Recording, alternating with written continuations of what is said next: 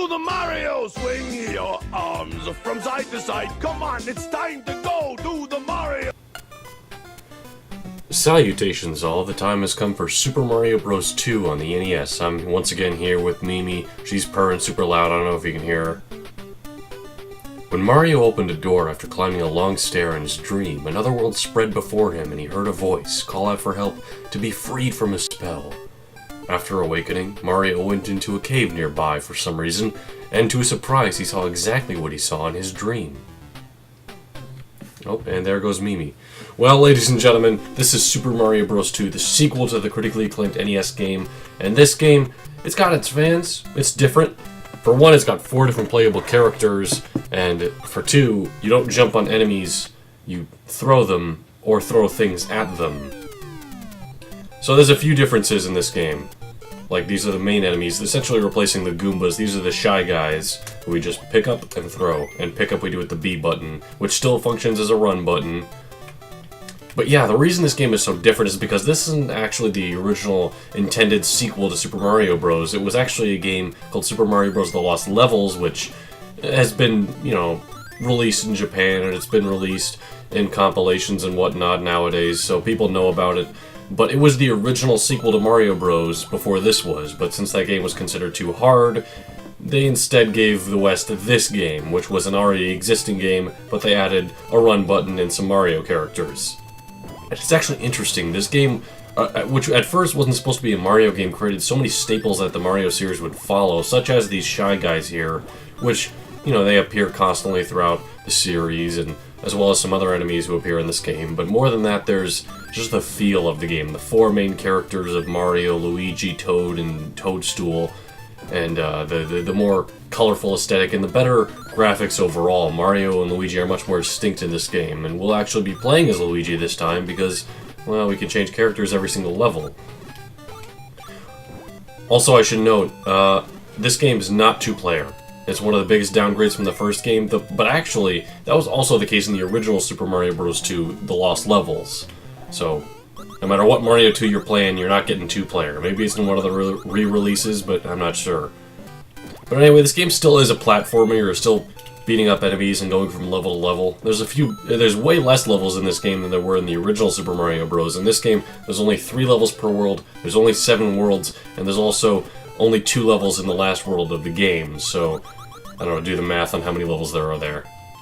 The levels are a bit more lengthy and puzzle-heavy than the likes of the original Super Mario Bros., and luckily there's no more of that infinite loop stuff from the castles of the original Super Mario Bros. That was one of my least favorite things about that game. But one of my favorite things about that game, of the water levels, is also missing now. Though I suppose it would be a bit weird if this game, which was originally a different game, had the exact same water levels as Super Mario Bros., or at least the same functioning type of water levels. What this game does have is mini-bosses at the end of each stage. So we face Birdo here, which all we gotta do, jump on the eggs, pick them up, and throw them back. It actually took me a second to figure this out at first, and it's a bit difficult depending on the character you are, because the characters do play differently in this game. Another innovation from the first. 3 hits, we pick up the orb, we try to pick up the orb, and then we go into a bird's mouth. This game is a little weird. The one thing I neglected to mention, well, there were a couple things, but one of the things I neglected to mention was the subspace, which is you find a potion, you open up a door, and then you grab some coins and potentially mushrooms, and those coins just give you chances at extra lives of this bonus game here. So, that's just a little extra thing you can do to give yourself some more health, to make things easier, or to get some extra lives, depending on your luck. As you can see, not doing great. Oh, there we are. The cherry gives you an extra life as long as it's the first one. And for the first 4 levels, I'll just go in order and with each character to show them off. Mario is pretty much just Mario. He's basic. You run, you jump. Luigi is a bit different in this game. He slips around a bit more, and his jump is way higher, which is a good thing and a bad thing. It's good because that way you can traverse upper platforms easier. It's a bad thing because that means that you're also a bit out of control, and it's a bit hard to land on things like Birdo's eggs, which we'll get to at the end of the stage of the mini-boss. But yeah, here's the potion I was talking about. We drop it down, and now all of the bits of grass that were in the level earlier are now coins for that last game. And there's a mushroom for health. There's no fire flower in this game, but I suppose it wasn't really necessary. There's practically a bunch of projectiles just waiting for you in the ground as is. But yeah, the one last mechanic I need to talk about is that if you hold down, you'll see your character start to glow, and if you then jump from there, you'll jump way higher. And it actually takes into account which character you are. So Luigi, who has a higher jump inherently, also has a higher super jump. And Toad, who has a much smaller one, has a smaller super jump. Smaller jump, that is. Anyway, key, dude mask chases you, avoid dude. I'm just trying to explain things as quick as I can so that I can get to the main meat of the levels without having to explain mechanics. Like bombs. They kill enemies, they break walls. We're going to be using them to get through this area in this case. We're going to watch out for the Sniffet's fire when we come through. Oh, and we failed. It's a potion, right? Nope, that's a bomb. Another bomb. When you get down to 1 HP, you actually start to be a smaller sprite, similar to the original Mario when you had a mushroom versus not having a mushroom, but I mean, once you get a mushroom, it refills all of your health and gives you one extra, so that's pretty useful. And the last thing I should talk about is the cherries you pick up. There's no coins in this game, but you can pick up cherries, which once you pick up enough, you'll get a star. Or at least a star will come onto the screen, and there's a chance you'll get the star. You might miss it. Another potion, and you think, oh wow, this is a lot of plants to get coins from. And for some reason, they are just vegetables. I don't know what determines it there. It might be because I already got enough. I think it's because I go into the subspace too many times per level. I don't know if you're only allowed to go in a few times and then they stop giving you coins as a limit to, you know, the bonus game at the end and giving you too many lives. This game, not only does it have less levels, but it's also not necessarily as unforgiving in terms of the game over. You see, in this game, it is true that you lose all your lives to get a game over, but upon getting a game over, you have 2 continues, which send you back to the beginning of the world and restart you with 3 lives, so it gives you a small chance at continuing onward. But you lose those, then you go back to the beginning of the game, and then we'll be showing off the Warp Zone stuff, just in case that happens. Which I believe, actually, one of which is in this level. Anyway, as I said, Toad is a shorter jump, but he makes up for it in speed. He pulls the vegetables out of the ground really quickly, and he pulls enemies up really quickly. And more than that, he also runs faster when he's just moving along the ground. Although, if you happen to be carrying an item like I am now, I don't want to hit the B button, otherwise I'll drop it. Now I do, okay. But yeah, in sections in the subspace like that, where there's so many of those plants that you want to pick up, you definitely want to be Toad, since he can pick up a lot before he's kicked out, because you are eventually kicked out. There's a timer on it. You get even more coins here. Very nice. And you could also pick up cherries in the subspace, which won't affect the ones in the real world, allowing you to pick up twice as many cherries as you normally would. So let's grab this star here. Still got the iconic star theme. And now we're inside a castle area, or fortress. I don't really know what this place is. But I do know it has a kind of stupid design in that as soon as you enter, you're presented with 2 paths. And if you go the lower path, all you'll find is a locked door. You need to go to the upper path to get the key. The game doesn't really tell you that. You just gotta figure it out.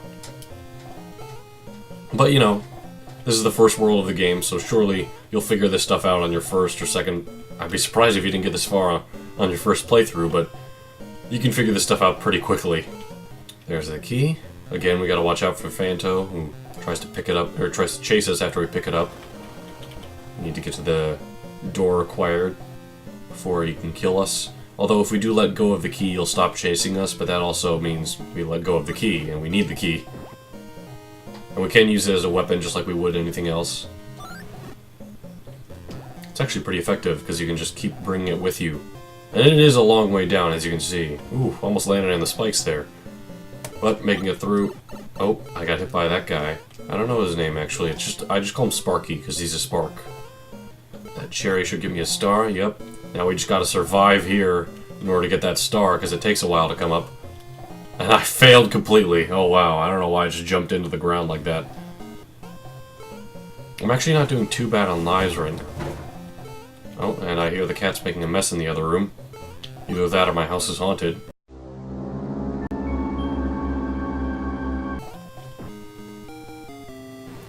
And you'll notice upon beating the 3rd level of the world, we aren't taken to a bonus game where we get to use our coins, not yet anyway. We're taken to a different kind of boss battle than just the regular Birdo. In this case, it's Mouser, who, well, we'll get to him eventually. There he is, he's over there. He's throwing bombs at us, and they blow up, and we just gotta pick up the bombs, throw them back at him. Oh, gotta be careful, like that. And I keep throwing the bombs as soon as I pick them up. Generally, you want the bombs to land on you, so you don't have to hit the B button to pick them up, but sometimes that can be difficult because there might be a bomb exploding where the bombs are going. They almost always go into this corner right here. And just like Birdo, takes 3 hits. He's a bit harder to hit, but he's not necessarily impossible by any means. Oh, that's not good. Don't get that. Be patient. Oh, be patient. Listen to your virtues, jockey.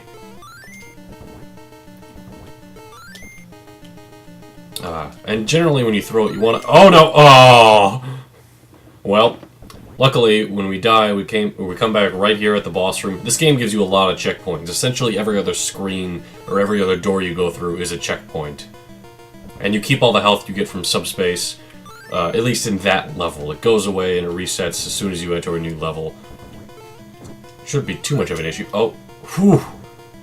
Really waited for the last second on that bomb there.